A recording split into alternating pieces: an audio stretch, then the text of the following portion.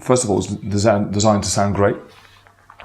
But many speakers are designed to sound great. There are other manufacturers who also make great sounding loudspeakers. We're not the only ones to make a great sounding loudspeaker. What's really special about the 8C is that it's designed to sound great in a normal living room. So most conventional speakers, they sound, they might measure great and sound good in, say, an anechoic chamber, which is a room used for developing loudspeakers, basically. But somehow, loudspeaker designers seem to forget about that the loudspeaker is supposed to be placed in normal living rooms or in kitchens in this particular case. So the 8Cs are designed to sound great in basically any room. So they sound great in a small room. They can sound great in a larger living room. And there are quite a few features that we implemented in the 8Cs to achieve that. In order to explain how the 8C deals with the room, I'll first have to explain a little bit about how a conventional loudspeaker interacts with the room.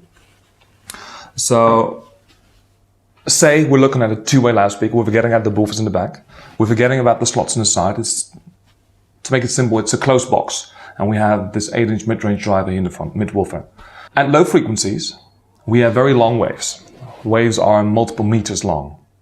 The driver is small relative to the wavelengths, and what happens then is that the sound that is radiated from the driver radiates equally in all directions. So you get a spherical radiation pattern. So think of when you have a stick and you poke it into the water, what you get is circular waves that radiate, well, in all directions.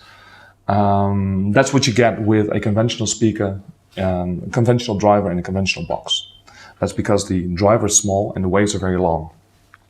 As you go up in frequency, the wavelengths start getting shorter and shorter and shorter. As the wavelengths, this happens in the lower mid-range, they approach the dimensions of the enclosure, of the front of the enclosure, then the speaker will become more and more directional. So most of its sound will be radiated towards the front, and less will be radiated, displayed on walls and go to the front wall. Then as you get to say 2 or 3 kilohertz, normally you have a conventional tweeter there. At 3 kilohertz, the wavelengths are, say, this big. The mid-woofer is very directional there. The tweeter is much smaller than the wavelength again. So what the tweeter does is wide again. So it radiates a lot of energy towards the walls, etc. Yeah, is it clear that this is a problem? The thing is that we don't just listen to the direct sound from the loudspeaker. What we hear when we're in a room listening to the speaker, we hear the direct sound from the speaker. It goes to your ears straight. We hear early reflections, for instance, hear the side wall, the front wall. We also hear later reflections, so sound bounces around throughout the room and at some point it reaches your ears. So the big thing to take away here is that we don't just listen to the direct sound, we listen to loads of reflections.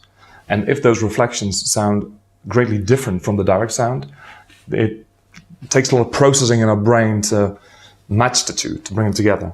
And what we did with the 8Cs is make sure that the direct sound is neutral, but all the reflections have the same neutral character. So early reflections, sidewall reflections, they have the same timbre as the direct sound. The later reflections also have a very similar tone to them. That's the first thing. The second thing is that speakers are usually designed to be, well, they sound the best when you place them far out into the room, far away from all reflecting walls. Well, one reason is because those reflections are of low quality. So the speaker has direct sound. So on-axis sound is perhaps quite good in quality, but off-axis, the sound quality is much worse. So if the speaker is close to a sidewall, you get a strong and early sidewall reflection. So if it's a bad quality reflection, it comes too early and it's too strong, then it will mess up the sound, basically. So if the alpha-axis radiated sound is of pristine quality, so to speak, then it's a lot less harmful if it's early and relatively strong. But the second thing that's special about the 8C is that whereas most conventional speakers are designed to be placed far out into the room, so far away from reflecting surfaces, the 8Cs are actually designed to be placed very close to the front wall. So and they actually work together with the wall. So with a conventional speaker, you get a front wall reflection, it comes back, and it interferes with the direct sound, and it leads to coloration, and it messes up the imaging. The 8C actually is designed to work with that wall. Now, we're going to have to take a look at the back in order to understand what's happening. What you see here are two very powerful 8-inch subwoofer drivers. They're active, so they're directly coupled to the amplifier.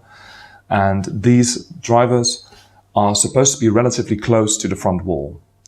At low frequencies, the wavelengths are very large, so you have very long waves. When the speaker is relatively close to the front wall, ideally it's about 10 to 40, 50 centimeters, then the wall and the speaker couple, is what they call it.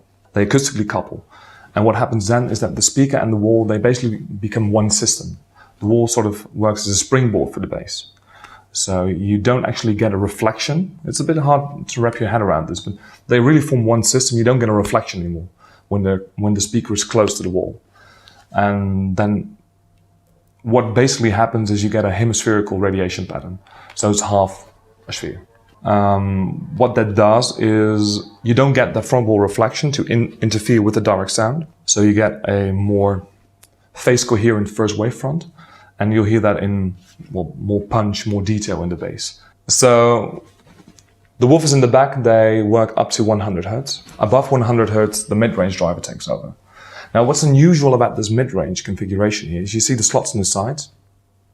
So it's an 8-inch mid-range driver. It starts at 100 Hertz, works up to 1250 Hertz, where the tweeter takes over.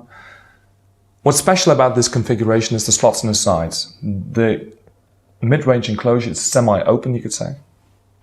So we're using the back wave of the mid-range driver, so the sound that is radiated into the enclosure, to cancel the sound from the front that wraps around towards the back.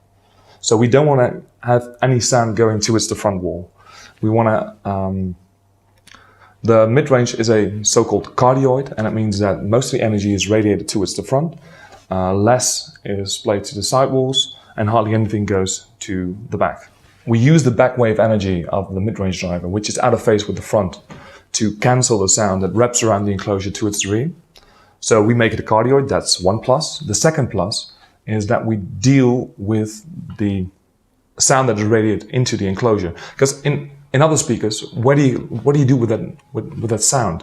Where does it go? So in conventional speakers, you have to, in some way, keep it from getting out, because when it gets out, it leads to coloration, and you don't want that. So what I really like about this, what I think is quite elegant, is that we actually use this energy that's normally detrimental to the sound quality.